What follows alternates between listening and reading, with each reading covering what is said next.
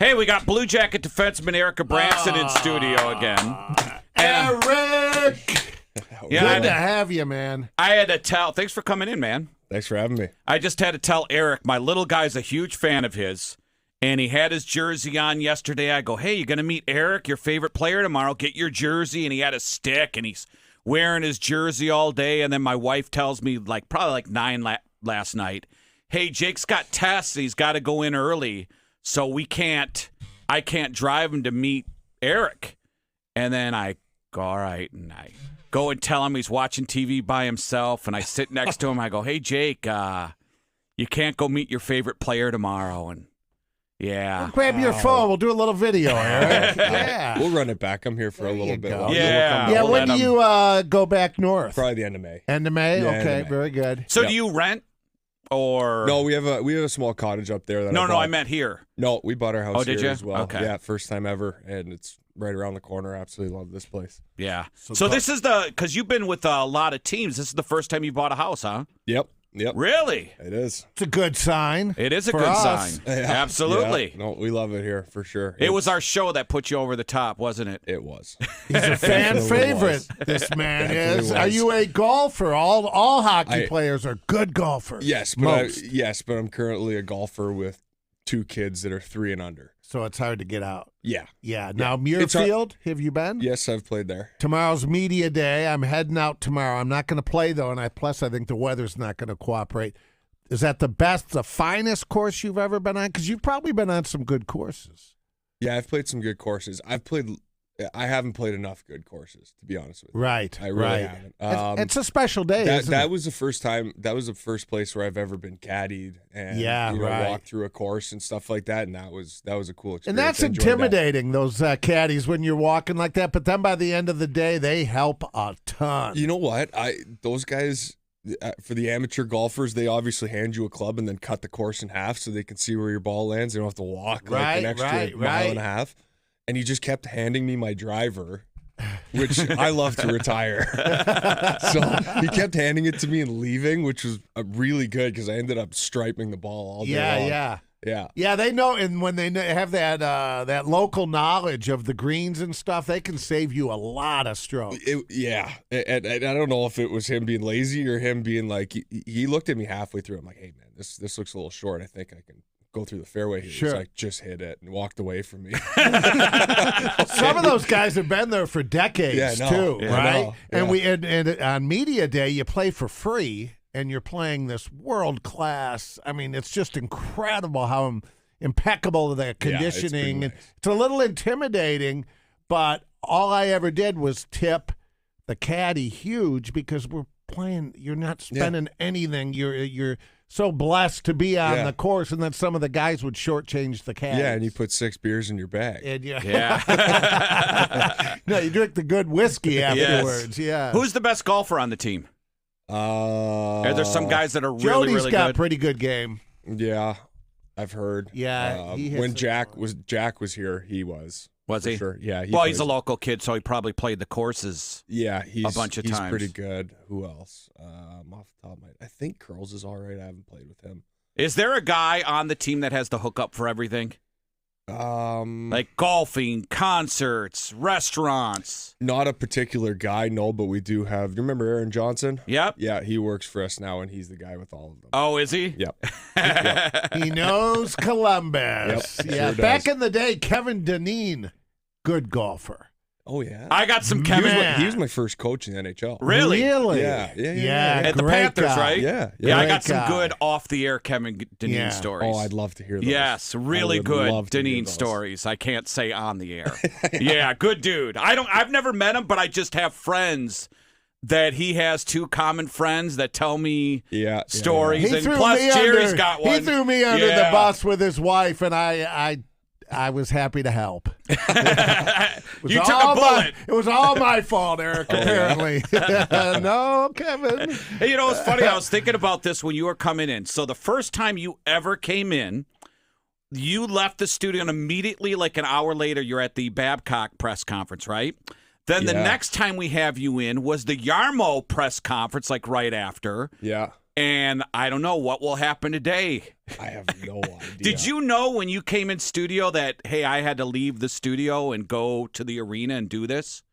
I knew that it was going to be a busy day. I didn't quite know exactly how it was going to play out, but yeah, we knew we had some stuff to deal with. So when that happens, do you just get like a group? Do they just give you a group text from like from Todd, or what's that like when there's something going down as a player, and whether it's a coach or a GM or like one of your big teammates getting traded, you just get like a group text and say, I mean, all of those are different circumstances, but generally. I mean, I guess as an older guy in the team now, I'm a little bit more involved in that stuff. And that particular day, we kind of had that scheduled. Okay. And it's mostly between 3 or 4 of us. Actually, at that time, it was probably 5 to 8 of us that were in a little group chat talking about it. Yeah.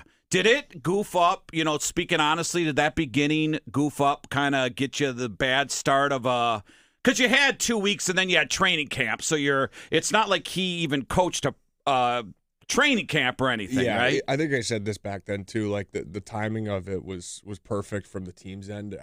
I think it happened, and then 2 days later we were in training camp and starting a season. So it kind of we just put it to the side and moved on from it. It was perfect timing if something like that's going to happen. So it's done pretty. But you're relied upon with like the young guys to, if they got any questions or anything, do they come and talk to you or ask you, or is it just kind of you're just available. Mm-hmm. And I remember being that age, and I looked to older guys all the time. Like you'd see something happen in the room, and then you'd turn and I'd look at Ed Jovanovski and be like, "Sure, that's how you learn." 55. Now you're doing it. Yeah, we're going to talk about this later, right, that's Eddie?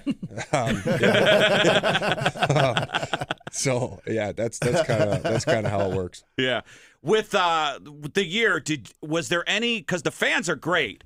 I mean, you got like 18,000, 19,000 fans. They're incredible. How was there ever like down, like you're like down, like in the locker room, you can sense like heaviness, or damn it, we gotta, like get everything going, fire guys up? Was there a sense during the season where it was like, man, we gotta get going? Because you can really get, no matter what you're doing, no matter what the sport, you get hit down spots, and then it's, especially like in the third period, where stuff in the third period, we had John Davidson on. He goes, I've never seen anything like that. He was like, honest to God, guys, I've never seen anything like that. Yeah, for sure. That stretch earlier on in the year was definitely the first one. I think there was a few of them this year. All around, it was a difficult year. It was actually kind of hard to shake that feeling. So a lot of that was mental. Yeah, there's that. I mean, you want to get going. This isn't going well. We're good. We're good hockey players here. We want to, we want to win. It sucks to lose. It just sucks. Yeah. Across the board. No other way to put it. No other way to put it. Right. Like it's the worst, and you feel bad. Like food doesn't taste as good. Water's not as cold. It's one of those things. Diapers smell worse. Yeah. You sleep worse. Like it's just awful. So we got to right this ship. There's no doubt about that. And this is a huge summer for it. And yeah, there was lots of times this year where it was getting really difficult, really heavy, and I mean, you talk about the fans. Like I say it again, they're still there, and they're still loud, and they're still still partying in the rink. And like it's the best. I absolutely love playing it nationwide. It's so much fun. Hey, so I was a couple years ago. I'm a big college hockey guy growing up in Minnesota. I'm watching the Gophers are playing, and then Michigan's playing, and I forgot who was Quinnipiac, I think, or whoever won a couple years ago. Okay. And Fantilli and Michigan are playing, and then the later game was like Logan Cooley and Faber, that kid from Minnesota, who's really good. And I'm watching Fantilli play, and you could just tell he's a step above as a freshman everybody on the ice, right? And he's playing with guys who are 4 years older than him, 3 years older. Even though it was a small sample size, when you see a guy like that, do you look at him and you could tell 40 games in that this dude's going to be a point game player or more? Yeah, I think that's probably a little tough to tell, but there's no doubt that he's going to be a very good hockey player. You know what I mean? That point per game stuff. But you know what I'm saying. I'm just saying a guy who can do that. For sure, he has that upside. There's no doubt about it. And you can see that he has the skill, he has the speed. there's a big jump from college hockey, junior hockey to the NHL. Like you're going from playing, checkers to chess. And he did a lot of really, really good things as a very young person in the NHL. And that injury was difficult because that's when the game really starts to pick up and be really good. That last 40 games, everybody locks it down. Teams have figured out their systems. They've become much better. They're more confident within that. And that's when a second challenge hits you in your first year. But, he managed his year very, very well. And that injury was really tough. But, I'm glad he didn't come back and play and hurt himself again. They managed him really well. And he's going to have a great summer this year. And he's going to come back, and he's going to be a very, very good player for us in the future. Do you recall the first time you saw Connor McDavid? Yes. Similar to the great ones, historically speaking. I mean, again, head and shoulders above. Yeah, it was the first time he came at me one-on-one. I was, you don't really forget that. Right. That was quick. Sure. You know what I mean? He came, that was quick. That was quick. Yeah. And he's special. He's a specialist. Yeah, right. He really is. He's a tremendous hockey player. Same with that McKinnon. They just come at you with a different set of. Well, hell, you saw Crosby when he was 10 years ago too, though. Yeah, that was pretty cool. Yeah, he's different though. I mean, he would come at you with speed, but he's just powerful all over the ice. He's constantly he uses his edges almost better than anybody. Everybody gives it to Connor, but Sid uses them so well either. You know what I mean? Like you never got him really. Like you never have him. Yeah, because you can always see. But you never really do. That's so your level of focus when he's within your vicinity is. When you were a kid, who did you? Because I remember as a kid, I saw Lemieux play live, right, in Yager, and I'm like, as a kid, going, he just scored 3 goals against the North Stars in a period.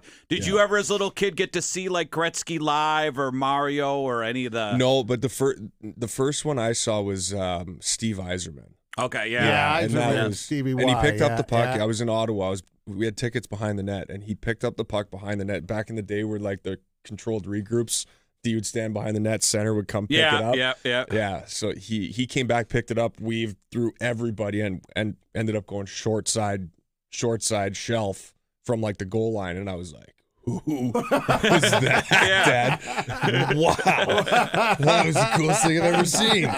Yeah, and people forget, there was so much pressure when he was drafted there. I'm going back a little bit, that the fans were on him the first 2 years. He wasn't the fan everybody loved Yzerman until they started getting the Russians and winning because he was a top pick and everybody thought the dude could do it all. And then when he wasn't doing it all, it was a lot of, especially in that city, a lot of criticism in the dude, but everybody remembers all the good times and not the early years when that's tough. You were a top pick. I mean, did you feel it when you were a kid of, oh man, they're expecting me to do this and I'm just playing? Yeah, I've had lots of lows in my career, I'd say, honestly, but they're all good for you. You got to figure out a way out of them. You got to figure a way out, and at the end of the day, trust your talent. Yeah, and they're all good for you. And I had to find a niche, a wheelhouse. Sure. And I think that's part of the NHL as well. To a certain extent, everybody gets pigeonholed a little bit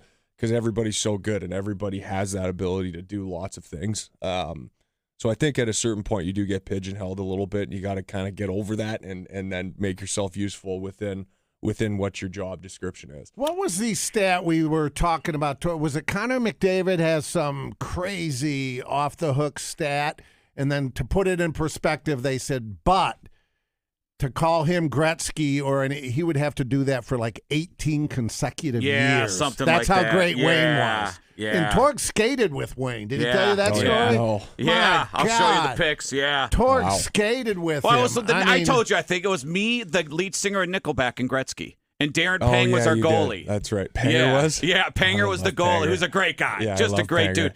And Gretzky, we were doing 2-on-1s, and Wayne got mad at me because I would pass it back. And then Wayne go, no! And he would yell at me, go, no! You're supposed to take the shot. And I said, yeah, but I know you can score. It's Panger. And I go, I can't score. He goes, but I do this every day. Yeah. So he's like, you take the shot. And he probably knows that pass he gave you was perfect. Yeah. It was just money. Oh, yeah. He gave me a pass. I don't want this. I don't need this back. Yeah. He gave me this pass that was so good. I wound up, hit a slap shot in the corner, and I thought, oh, the best shot of my life. Pang just, whoop. Yeah. Just right away, just real quick. And it's like, damn it, my best shot ever. Yeah. I had my moment, and then Pang just like slow-mo. That's an all-timer, Torg, that memory. Yeah. And then he let me practice with the team afterwards. Come on. Yeah, swear to God. He left the ice, and Grant Fuhrer ran practice, and I was skating off with him. He goes, Torg, stay on the ice. So then when I'm skating on the ice, all the players couldn't figure out who the hell I was. The new guy. And then finally I knew a couple guys like Dallas Drake and Paul Mara and then they start checking me and they figure out. Yeah. And then about an hour in, Grant Fuhrer goes, Torg. I go, yeah. He goes, get the bleep out of here. And then so then the real work started. That's shooting hoops with Michael Jordan. Yeah. Yeah, it is. Yeah. Wow. It is. Well, because I was on the far end of the ice and Wayne goes, Torg, get down here. And I skate and I go, yeah. He goes, let's take a picture and let's cross sticks.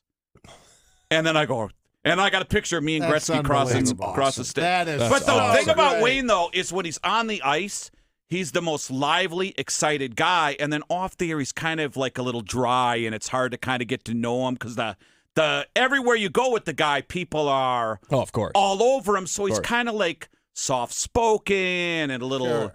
people are. He had his own guy, this guy, Jim O'Neill, who was a retired Scottsdale cop. Yep. And wherever Wayne went, Jim O'Neill went. That. Everywhere. Yep. Like, Jim would tell the best stories. He goes, I'm in Boston, and Aerosmith comes into the bar, and we're hanging out with Aerosmith. Then Bon Jovi walks in the bar. I'm in a booth with Bon Jovi, Aerosmith, me and Wayne, and we're drinking all night. Yeah, those guys had it good, I have to admit. Yeah, back in the day. Yeah. They did. So you can hang out for a couple more breaks, a little more time. All right, Erik Gudbranson of the Blue Jackets with us. It's Torg Elliott, QFM 96. Erik Gudbranson of the Blue Jackets is in studio. Hey, one thing I wanted to ask you, two-parter here. Tell us, when you entered the league, the biggest change in the game on the ice. From then to now? From then to now. Because you were, remember they used to do this whole trapping system, but that was before your time, right? Where they did like the... No, that was sort of part of it. Was it? Yeah. In the beginning? Yeah. Because, God, that was not good hockey. Yeah, it was a little boring to watch. Yeah, it was. As a fan, a fan. Yeah, it was effective, though. Yes, it was. Yes. Because the Stars did that with Hitch. Yeah, and you know what? It hasn't really changed that much. I guess for me as a defenseman, the first guy in on the forecheck, like the puck didn't exist. Oh, actually, the biggest change was touch icing. Yes. That's the obvious one. Yes. That sucked. What was that? Yep.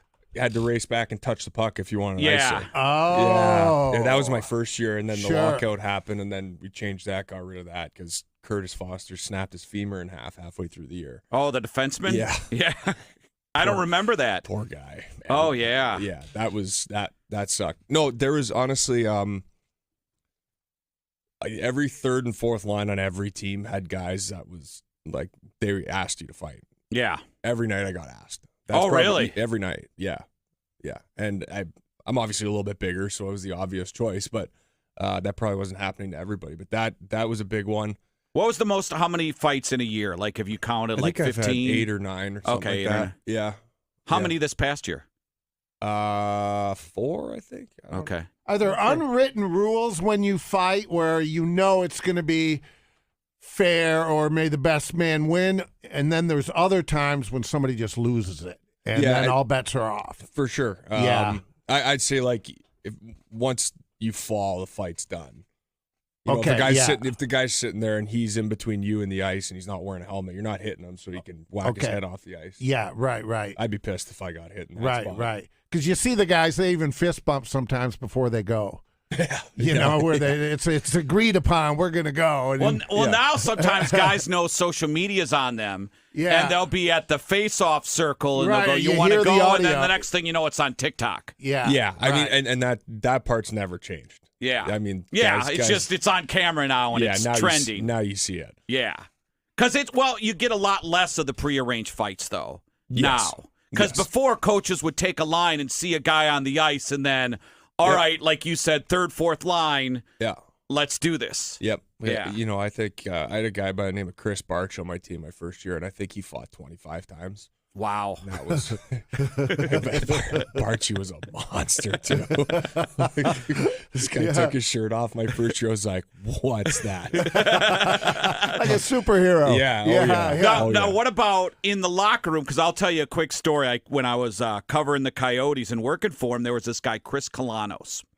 And the veterans described him to me as spent too much time looking at himself in the mirror, right? Yeah. The veterans. And they didn't like that. You know, he spent too much time combing the hair. So what they did early on in the beginning of the season is they shaved half of his head. Ouch. And then he had to shave the entire thing, right? But they got him in the locker room after practice, and they just too much time looking in the mirror, right? Like, hey, Rook, there you go. Yeah. But you couldn't do anything like that now, could they? No, that's a ruthless one. Yeah. The guy stuck with that for a little while. Yeah. No, nothing like that. Nothing like that. But there is lots of goofy stuff. Yeah, camaraderie. Yes. But not anything they could do like 20 years ago.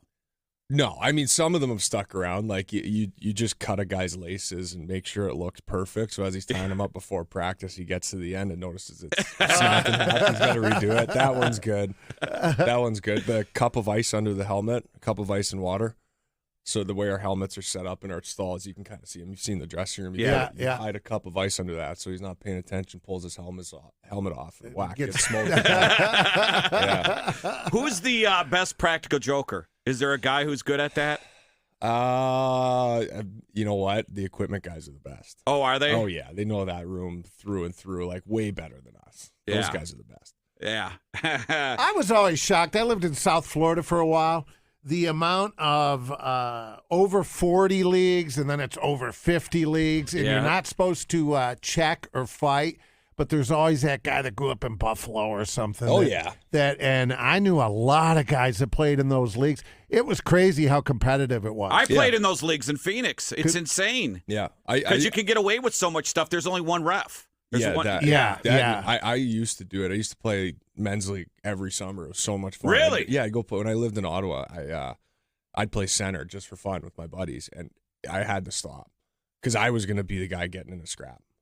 Yeah, it was going to be me. Yeah, because they're the only, and they don't call NHL player safety. They call the cops. Oh, really? Yeah, something bad happens. So well, what they tell you to warn you, Jerry, is it was chippy. Man. All right, if you fight, you're out of the league. Well, you're out for the season. Well, okay, I'm playing 12 games, and I can always play next. So that was their big deterrent to you, is they'd go, "Don't fight, you're out for the season," and you're like, "Well, it's game 9, you know, like who gives a crap, you know?" I'm 30 years old chasing these kids, and then you'd have like ringers, like, "Hey, we got a new goalies on the A team," you know, and then like, it's a good time. Hey, tell us, growing up, so you grew up in Ottawa, and you played juniors. Did you ever? How does the system work in Canada? If you play for a team not in your hometown, do you got to go like live with somebody? Yes. So I had to couple billet families actually. Yeah. And did they like sign up? Is there like a community? Yeah, you know what? The CHL itself doesn't exist without billet families. Like, they're the foundation of what junior hockey is in Canada. They're amazing people. They open up your house to these random kids, show up, and they get I think they get like $120 a month for food, which you eat the first week. Oh, absolutely. Yeah, they're amazing people. And so what if there's a screw-up kid, and then can you discipline them like their parents, or do they have to report them to the team? Yeah, there's obviously a team connection, and you know, there's been some bad situations, I'm sure, throughout the absolutely, years. yes. No doubt. But yeah, I was fortunate to have some really good billet families, and yeah, you live in their house, their rules. Junior hockey, you usually get a curfew, so they're calling you at 9:45 every night. And so they're checking on you. Yeah. So they're checking on you and whatnot. But I mean, you're in high school, maybe first year of university, doing that. So when you were a child, do you recall your first pair of skates? Were they the Bauer? Because we had Bauer kit. We all wore Red Diamonds or Black Panthers. Yeah, Bauer Supreme somethings. Yeah, and Nike got smart and bought Bauer. And then CCM kids, that was a hot skate. Actually, you know what? Mine might have been CCM. Okay, no, I was they were Bauers, then CCM. Right. My first stick was a Sherwood. Sherwood. Yeah. Sherwood, yeah. Do they and even then the make colored Sherwoods sticks. anymore? Remember the colored sticks, the bright orange and blue, and We would get plastic ones because we'd play in the summer. Like you wanted to play like heat on them over the stove and get that curve just where you like them. Oh, yeah. right. I got a couple of those in my house. I get them for my kid. Yeah. Well, the forwards, there's some guys who won't, back in the day where you could plant your ass in front of the net and, just work that air. They wouldn't want to bend on the stick because they'd want that stick to score as many goals as they could back in the day. For sure. To be old school with that. So let's take a quick break. You got a chance to play a game? Real quick, we got a game. All right, quick break. We're back with Erik Gudbranson, QFM 96. Blue Jacket defenseman Erik Gudbranson's with us in studio. Hey, you're not on social media, are you? I am back now. Oh, are you? Yeah, just Instagram, though. Okay, because Jerry, I don't know if you learned. So I learn stuff from my kids. Okay. Like if there's something trending or a person that I should know, they tell me right away. Okay. Like the what's up, brother? Yeah. So it was funny. I had pneumonia and I was out 2 weeks. And Rich was telling me, I taught Jerry about what's up, bro. Who's. No. Oh, okay. No. He's this kind of kid, and I hate I hate to make fun of him. I don't want to make fun of him because I think he's kind of on the spectrum. Okay. Where he's right, Rich? He says he's not, but he's. He seems like he's a little on the spectrum. But how many followers? Okay. Oh, millions upon millions. Millions, right? Millions upon. I mean, you've He heard. made over $1 million just on his. Special teams, special plays. Special plays. You haven't heard that guy? Never. All right, he plays Madden all day, and then they quote him, and then like teams now, like your team, they're doing it in hockey. Okay. Like I think it was the Rangers. They had a guy when they're all walking to the arena going, "What's up, brother?" And they were testing to see if the Ranger players knew. Oh, is that finger thing? Yes. I saw one video of that, and I was wondering what that is. And they're doing that to teams now. Okay. And some guys know it, some guys don't, but I was wondering if do the younger guys, are they on TikTok? Yeah, they probably would. Okay. They would probably know. I would have no clue.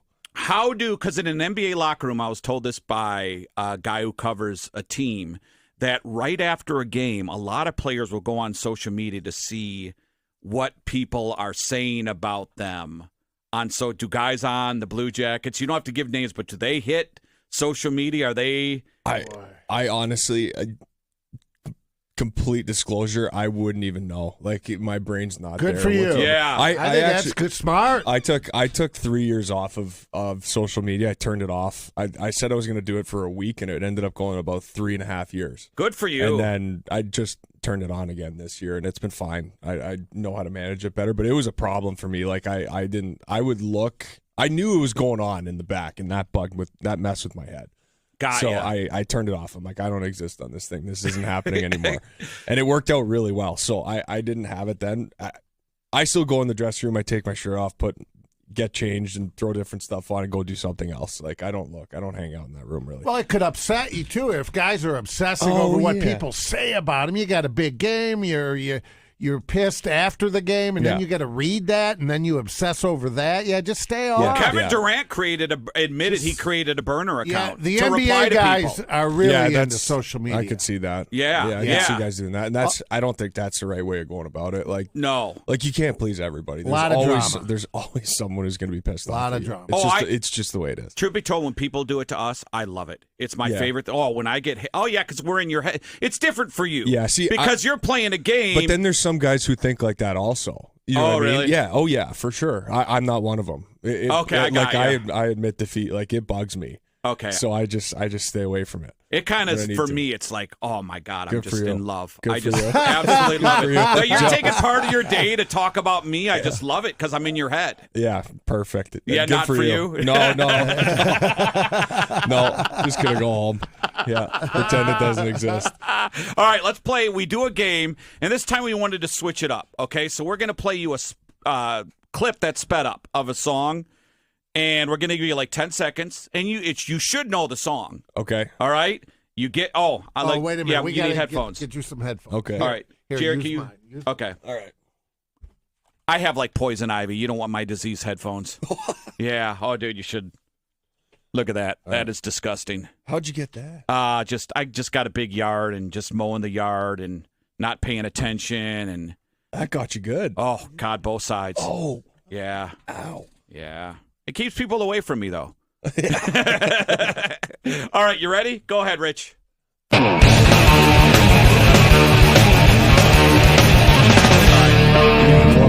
you go. I knew he'd get that one. He's good. Yeah. He knows his music, this guy. Give him only 10 seconds, Rich. Don't give him that much time. That was 3 seconds. No, that was I don't know. In my mind, it was the whole 10. clip was only 9 seconds Oh, was long. it? He got it good. Well, I knew he got it right away. I saw the look in the eye. All right. He had the eye of the tiger. I hate getting the first one, though. I feel like you guys are going to jam me up for the next 5.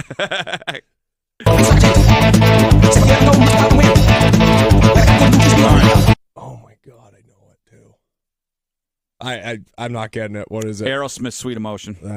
That was Sweet Emotion. Yeah. I knew it was Aerosmith. Actually, I was going to get that wrong regardless. Oh, really? Okay. I was going somewhere else. All right. New Kids?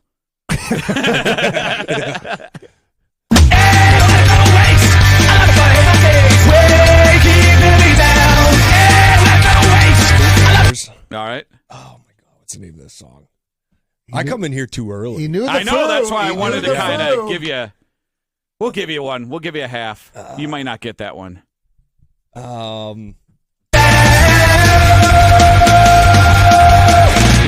can't remember the name. One of by it. one. That's it. Yes. We'll give you that, though. We're going to give that one to you. It's the before 8 o'clock rule. Yeah. Okay, yep, Yeah. yep, it is early. There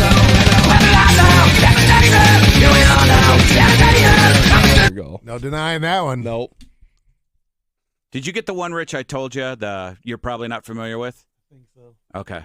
Shut your big mouth, you gotta do what you feel is real. Ain't got no picture postcards, ain't got no souvenirs. My favorite street don't know me when I'm thinking about those years. New Orleans is sinking. Yes. Oh, Yes. man, that's good. I had no Yes. idea. on Tell that one. everybody why Tragically Hip's so popular. Well, they're from Canada, but they're like the Canadian, they're just as popular as Rush, correct? Oh, yeah. Yeah. They're certainly more popular with me than Rush. Yeah. Yeah, that's the best doc music on the planet right there. Yeah. Anytime when the lead singer was alive, when they were around, people don't know their lead singer passed away, they could go in the States and they're selling out wherever they're playing. Oh, yeah. I got to meet him once. Oh, really? Yeah, it was awesome. I went with an old friend of mine, Mark Frazier. He gave me a call. I was leaving to Panthers summer development camp the following day. And this is at Blues Fest in Ottawa, and he gave me a call, and he's like, you got to come to this concert. I'm like, dude, I'm leaving at 6 a.m. tomorrow to go to an NHL training camp. I'm not coming. He goes, no, you got to come. Okay. So I go, stand there, watch a show. It was an awesome show. And we're trying to leave after the concert. I'm like, let's go, man. It's pretty late. It's about 11:30 right now. Got to bounce. It's time to go. Yeah. And he's like, nah, just hang on. Let these people clear out. And sure enough, we walked to a picnic table at the back, and it was the three of us. We sat with Gord for a good 40 minutes and chatted with him. I was like, this is awesome. Wow. And I played junior in Kingston, where they're from. Yeah. So that was a huge thing for me to meet him. Wow. Yeah. That's super cool. Yeah, it was Pictures or anything, or just? Yeah, a couple pictures. Nice. Very cool. Is that for you, the starstruck moment in your career? That would be up there for sure. For sure. Who else have you met? Any other rock stars? Burton Cummings? Not really. Honestly, I really haven't. Gene Simmons hologram? I've ran into Gene Simmons a few times, actually. Have you? Yeah. I ran into him at the Pegasus Cup, which is a horse race down in South Florida. And he said something so offside to me. I can't say I can't say this on the radio, but he said something so offside to me. My wife and I looked at each other like, did he really just say that? So he knew who you were? No. He didn't. No, he didn't. He had no clue. Oh, man. Well, thanks for coming in. We got to give away some money here, but you got to come in one more time before you leave? Yeah, I got to meet your kid. What's your off-season plan? Right now, my wife's got a few more weeks of work, so we're sticking around here. Kids are loving it. The weather's great. Yeah, it's a lovely place to live. Finally. So we're in an old rush to leave. We'll go back up to our little cottage and start the summer training program. Just relax, play some golf, do kind of that. Are there other players up there you skate with or work out with? Yes, there's Who's a few. all up there? Well, number one is Sam Gagne. He's kind of heading up the process of creating a pretty good. He's still training. playing? Yeah, he's out with Edmonton right now. All right. Yep. He's played there twice then, huh? If not 3 times. Yeah. But John Tavares is up there. Marner's got a place. Okay. Connor's got a place. A lot of those guys spend their time training in the city and then come up on weekends, so we don't see them as much. There's probably 5 or 6 of us that are up there full time now. Bo Horvat's another one of them. We got a really good crew. That's actually cool, up there. man. Yeah, really good. All right, beautiful. Well, thanks for coming in, man, and we'll do it Appreciate one more it. time.